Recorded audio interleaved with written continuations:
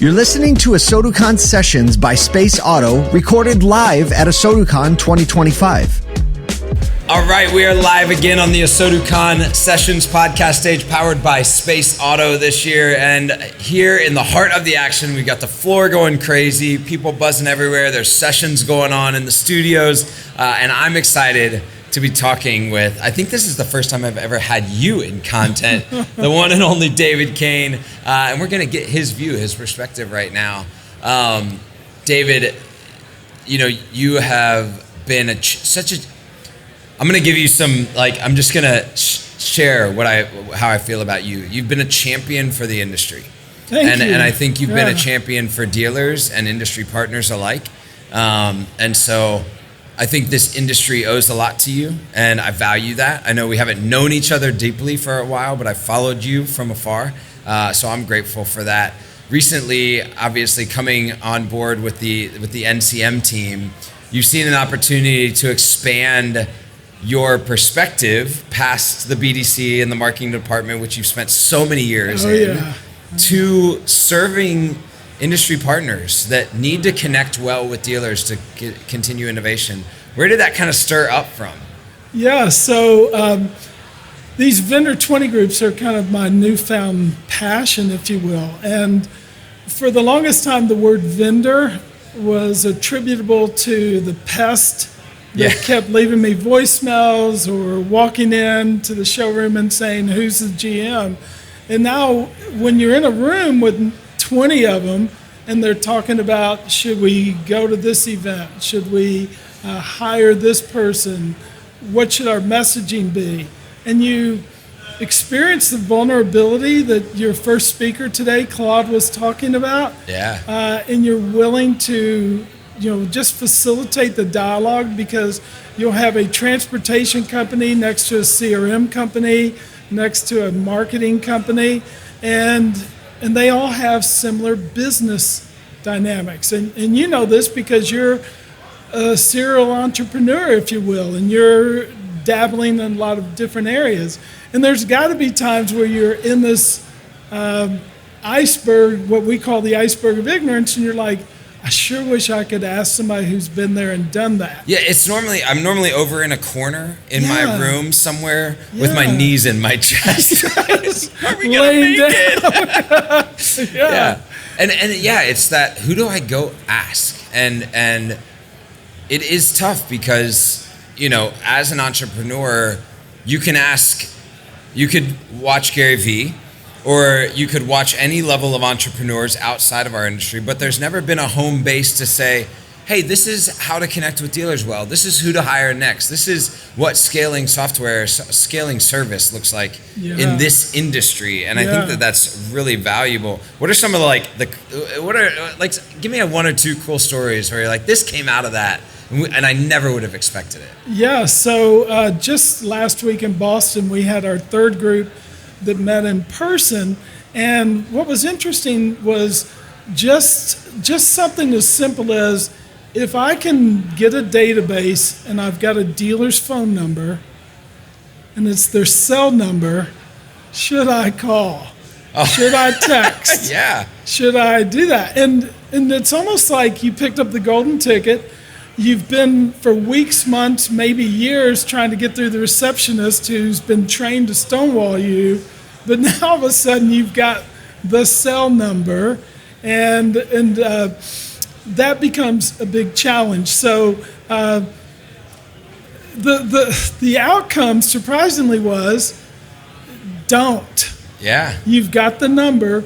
I've got Kyle's number, and I've been wanting to get a hold of him. Should I blow what my future opportunity is by invading his privacy? And there was about 30% that said, oh, every time call.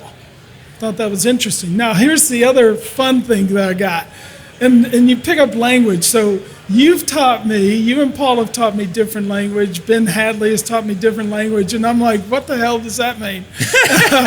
So there's a guy who's really effective on LinkedIn, and he was at one of our meetings, and he goes, have you ever been on LinkedIn and you accept and then you get pitch slapped? Pitch slapped. Oh, yeah. And I was like, oh my God, That's the perfect terminology. That's it. Yeah. And I would get pitch slapped every week. Every single week. So I'm all about, you seem like someone I should facilitate a dialogue with, but as soon as you do, it's almost this regret because they pitch slap you. So it really is frustrating. How, what I could find interesting about that is how dealers have responded or interacted with those groups. Have you created those inroads to either get the feedback or get dealers in the room to kind of, like, normally you go to a 20 group and there's a vendor telling you how to do or what to do something, right? Have you reversed that role? We have. And last week we had Chris Fosek, previous cover person for Digital Dealer magazine 20 years ago. He presented and they chased him out of the room, with questions. What about? We've had April Simmons. We've had Lisa Jenner. We've had Sean Niffen when he wasn't with NCM working with Jermaine. And in every case, to your point, they were just like, please tell me more. Well, I was at Brian Pash's event a couple weeks ago, and myself and a few other people took there was like 23 people in the room, dealers, industry partners. And I said, I think one of the things that we've maybe been ill-advised to is that there's a competitive nature or there's an adversarial relationship between vendors and dealers pre-partnership, right? And I think what we have to rebrand that pre-partnership engagement in our industry to say, no, like, the vendors don't get anywhere without the dealers don't get anywhere without the vendors, and they both need each other. Because we heard earlier today, that VinQ was on the stage just sharing, like, if they didn't have dealers telling them what they needed, they wouldn't be making great product as fast, right? And then the dealers are saying, if I didn't have this product, I wouldn't be doing that as well. And so we've created ecosystems which put up walls instead of break down walls, which has actually probably slowed innovation in our industry, which is wild. So I love that you're like bridging those gaps on both sides. It helps. And so last year, my father, who was, the one who introduced me to the industry, he passed away, and he was 94 years old. And one of the early things he shared with me was, listen to every pitch. You never know who's going to come in with some wire twisted in an odd way and say, I don't know what to do with this. And it'll hold paper together, but I'm not sure whether that's valuable. And then you have the paper clip. And if the guy hadn't listened to the entrepreneur who, developed the prototype, right, we never would have had that. And you think in terms of in our industry, and I want to challenge vendors for this perspective. We're all the time calling into dealerships and we're saying, share this idea. If I'm an entrepreneur at a business and I'm taking intellectual property from a dealership employee, I need to give back. I need to give shares to the dealership. I need to give shares to the person who's giving their time between what Gary Vee would say, 10 and 12 p.m. or 12 a.m., right? 10 p.m. to 12 a.m. Yeah. And if I'm on the phone helping your marketing department, your product development department, or your IT, compensate me. But that's never been the ebb and flow in our industry. We'll create dealer advisory boards and we just, give them a few hats, take them to a ball game. But I think it's time for companies to invest in the dealership world to really draw that kind of stuff. Because, you have board members that make money. Yeah. And you pay them for their business experience and expertise. But these frontline internet, BDC, marketing departments, shoot, when you were at Nelson, all the information you had that you would have been, that you did gladly impart. I was grateful to, and this was something I did have to work through it with my dealer, right? Yeah. Because you have to make sure that they're good with it. But I was on a couple of boards where I received some advisory shares, and it committed me not just to the product, but to the product advancement in a way that I know that product enhancements came out of what I would think of in the time that I wasn't in the store, because your brain then all of a sudden turns on to the possibilities, and I think it's a really great call out that more can be doing that to incentivize behaviors that give people the opportunity to unlock their brains. Oh yeah, right? No question. Yeah, and I will tell this, and I'm so grateful for Auto Genius and what has happened there and their involvement.